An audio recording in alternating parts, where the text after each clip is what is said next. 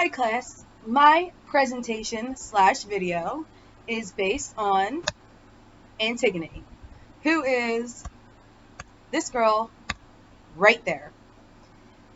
We are going to get into not only the premise of the pages of our readings, but also the morals and conversations that this very historic play / reading still is relevant to today.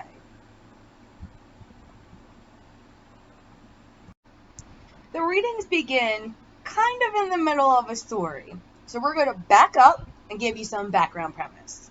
So the story circles around a family of 4 children, 2 sisters, 2 brothers. We have Antigone, who you already met, Ishmani, the sister, and then the 2 brothers, Polynice and Eclipses.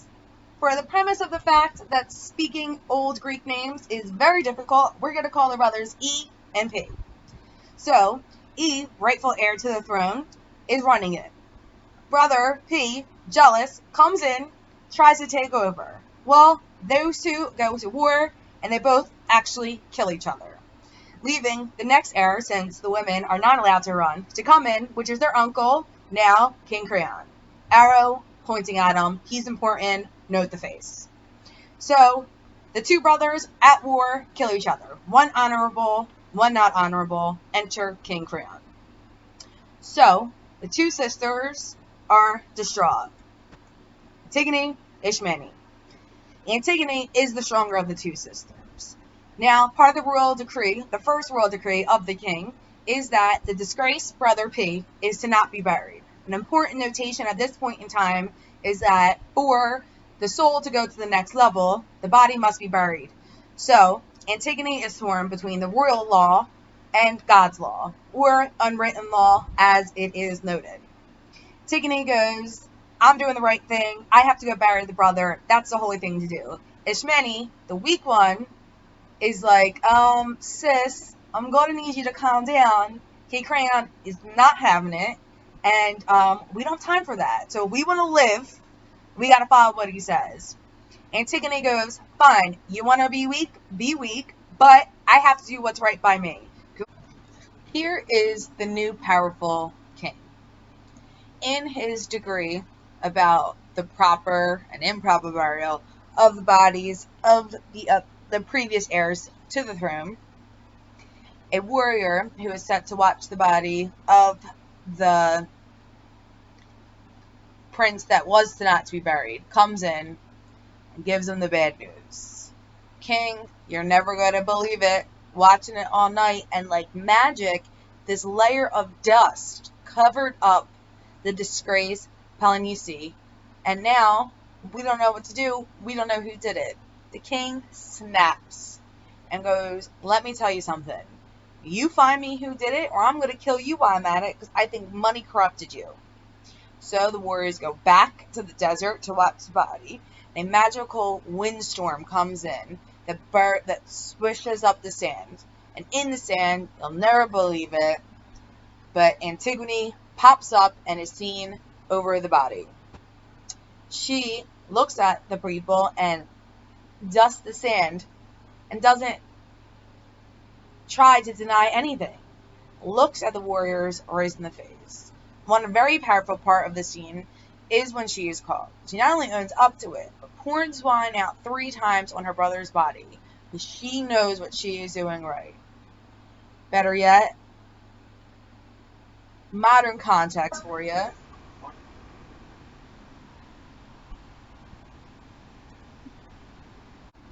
Antigone is brought to the king, and the king goes, niece, tell me you didn't hear what I said when I told you couldn't do it. And Antigone goes, you know what? I did hear, and I was listening, because what you said is against the law. King or no, you cannot go against the law of God. Who are you? And his argument is, well, I'm kind of the king, so you kind of got to listen to me. She said, no, I report to the highest God, and that highest God tells me you are wrong. For the context of the conversation, this levy is the Bible and a gavel. However, the Bible kind of doesn't exist yet, so it's referred to as unwritten laws, but just so modern context, you know where I'm going with it. King finds out that Ishmani also knew what was going on and brings her in, and she succumbs and goes, you know what, I did know, I'm noble too, now I should get punished because I'm it. Antigone is pissed. She goes, you know what, you didn't do anything, you're not noble, you can't take any of this glory, goodbye. Huge fight in between it. Now, King Creon goes, you know what, both you guilty, everyone around you guilty, and with it, everyone around them also turns on Creon, because Antigone stance that the unwritten laws say that the king is wrong, a majority of the people around him believed it. So, closed-lipped, they were against him. The loyalties never truly lie with them. The king lost them, he's sad, alone, and his own son at the end actually even turns against him because he was due to wed one of the sisters in holy matrimony. One of the most prevalent lessons from Antigone during this time is the structure of God and men, the unwritten laws and traditions as opposed to the written and verbal laws and tradition of the land. The dynamics of family and culture really are so deeply entwined into the upbringing of these people that to understand the person, you need to understand the society. In this land, it is God first, the ruler second. It is a very probable reasoning to think that people during this time believe that the rulers are picked from God. I am the bloodline, I am the heir, because God wanted it this way. The people that are seen as immoral are the ones that went against the bloodline that God has created, like P getting buried. Also, if you look at the story, the most traumatic instance of neglect is seen when someone isn't allowed to give this final burial to their relative, because it wasn't life that they feared, it was death. Antigone is quoted to say, "We live forever." And that's such a deep, insightful thing to say because no one truly knows what happens after death. This ongoing fear of God was first. Ruler, you run me while I am on this earth, but God runs me for eternity. So you will always be second fiddle. Of that, after would be the men. The men would be the ones like the military. They're watching the land. They're making sure it happens. The women, somewhere, all the way down there, weren't even allowed to have a voice. Antigone trying to let her voice be heard was just a whisper in the dark. Even the other women during this time said, succumb. You must yield. The men are the powerful. The men are the gods. And the gods want us all.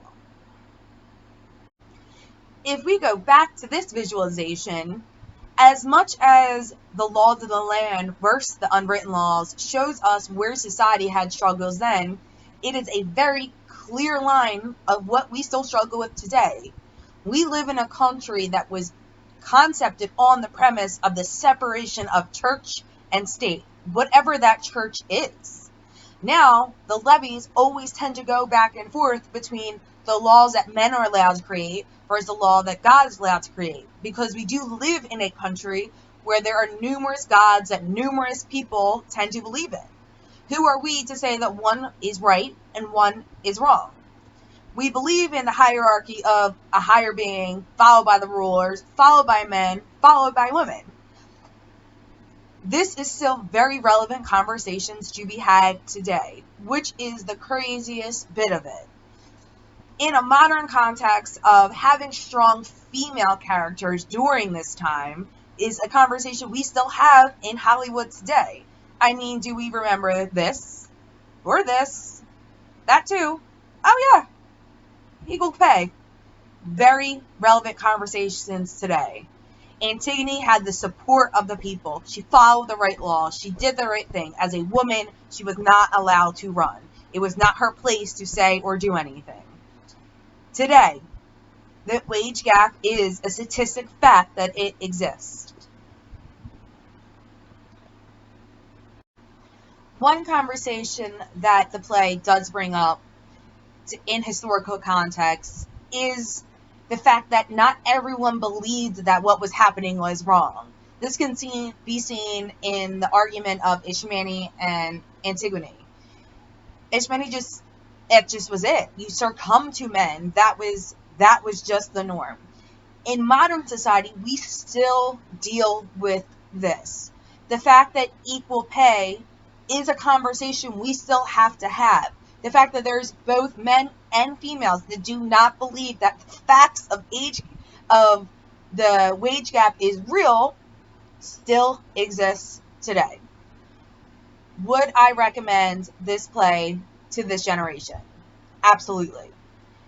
The scariest bit of it is how much we can still relate to the context of the argument today. We live in a country built on the separation of church and state. Where does the line between government and the unwritten laws of God's live? We live in a country where not everyone is expected to believe in the same God. So everyone has different unwritten laws. How do you accommodate that? How do you accommodate society with religious standards, but also moral standards that can appease every single person? The argument of femininity, along with what a female stance is still relevant today. We live in an era where there is still a role and a place for a female to be at.